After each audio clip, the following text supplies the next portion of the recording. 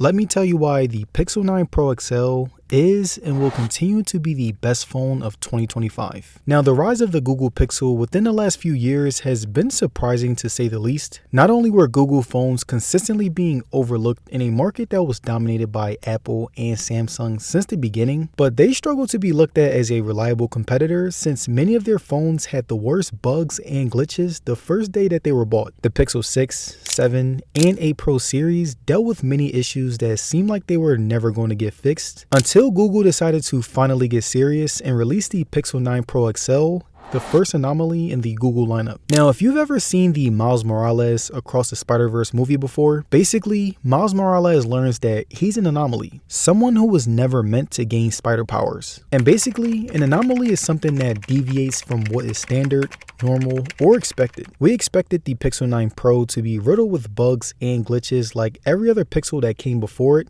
but it didn't. We expected the 9 Pro XL to be outshined by Apple and Samsung again, but it didn't. And with the iPhone 16 Pro Max being one of the worst upgrades in history and the Galaxy S25 Ultra rumored to not add anything but an iPhone-like frame, it's looking like the Pixel 9 Pro XL is going to be the phone to beat in 2025. It has better AI and software than the Galaxy and iPhone, offers more user-friendly operation than the Galaxy, surpasses the iPhone in advanced capabilities, and truly represents the best of both worlds. So if you're an iPhone user who wants a similar but yet more fun and advanced experience, or if you're a Galaxy user and you want a more simplistic experience while keeping those same Android features that you love, the Pixel 9 Pro XL is by far the way to go. Also, if you guys enjoyed this video, don't forget to like and subscribe. It helps the channel out a ton, and let me know down in the comments what phone that you would like me to do next. Now, even though I thoroughly believe that the Pixel 9 Pro XL will stand on top as the best smartphone of 2025, I will admit that it's not perfect and there are some things that will need to be improved. I absolutely hate the button placement. Not only is it inconvenient since I am left-handed, but even if you're right-handed, the power button being above the volume rocker is the most annoying since it's the most used button that I have. I'm always turning my phone on and off, so whenever I accidentally press the volume rockers instead or have to stretch my thumb to reach it, it sucks. Another one of my biggest problems has been the occasional lag. There are times when I'm scrolling through an app and it will jump, causing a noticeable stutter. And there are times when I'll use the universal back gesture and it will just break the page and I'll have to restart the app. And there are also times where the camera switching while recording a video is very laggy and annoying. And whenever I zoom in, it tends to lag a lot when switching between cameras. Another problem that lowered the Pixel 9 Pro XL experience was just how much the software can drain the battery whenever you're not using your Pixel. See, when it comes to the Pixel software, they have always taken the biggest toll on hardware, whether it's the auto music detection, the always on display, the advanced location tracking, and many other things that are constantly eating at your battery. There are times where I will be getting work done on my computer, which usually takes me a couple of hours, and by the time I was done, my 9 Pro XL had been drained 10% before I even picked it up and used it. And the final issue that really bothered me over the past few months is the Pixel 9 Pro XL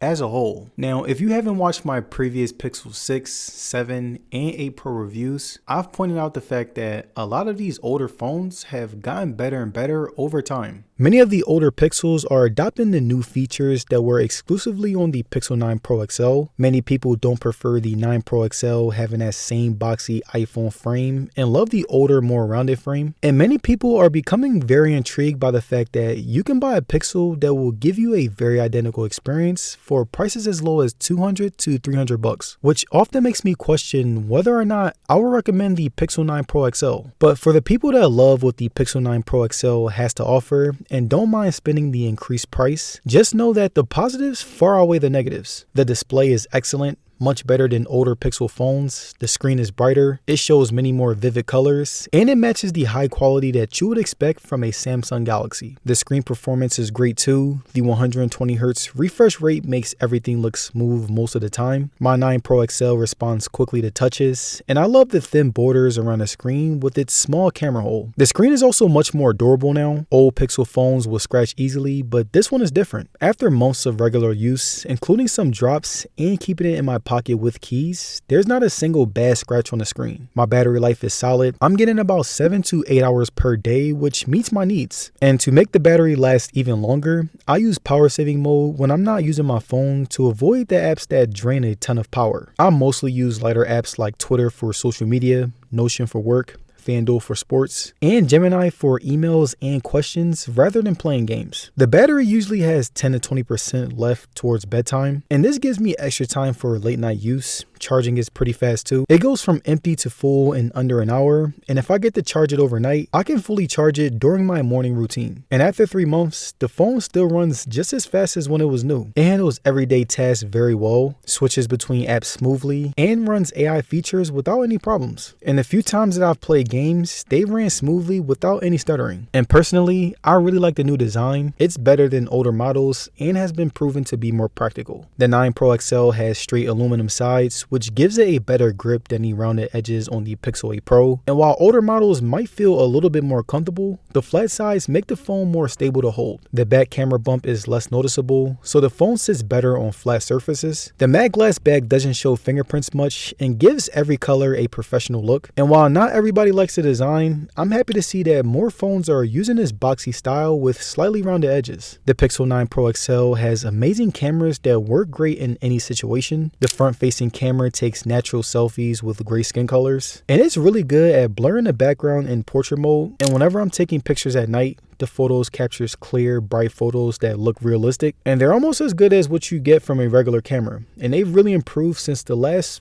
couple of pixels. And for regular daytime use, you get the beautiful pictures with vivid colors and clear details. The phone also handles scenes with bright and dark areas really well. The video quality is much better than before. You can record smooth, clear 4K videos at 60 frames per second. I prefer to shoot 30 because it gives you even more realistic footage. The background blur features for videos works great now. And there's a new feature that makes voices sound clearer by reducing background noise. So whether you're making videos for social media, recording family memories, or filming in dark places, the Pixel 9 Pro XL takes professional looking videos every single time. So overall, the Pixel 9 Pro XL is a game changer for Google smartphones. Earlier Pixel phones had many problems, but this one is different. It works reliably, takes amazing photos, and has smart AI features that makes it stand out from any other phones. Again, the phone isn't perfect, the buttons could be in better places, and the software has small glitches, but overall, it's a great mix of what people love about iPhones and Samsung phones. It's easy to use like an iPhone, but can be customized like a Samsung. It has a beautiful screen, strong build quality,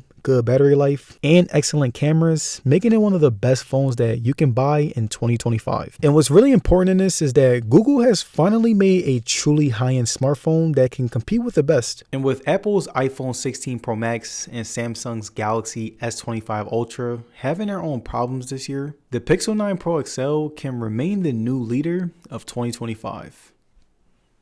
Peace.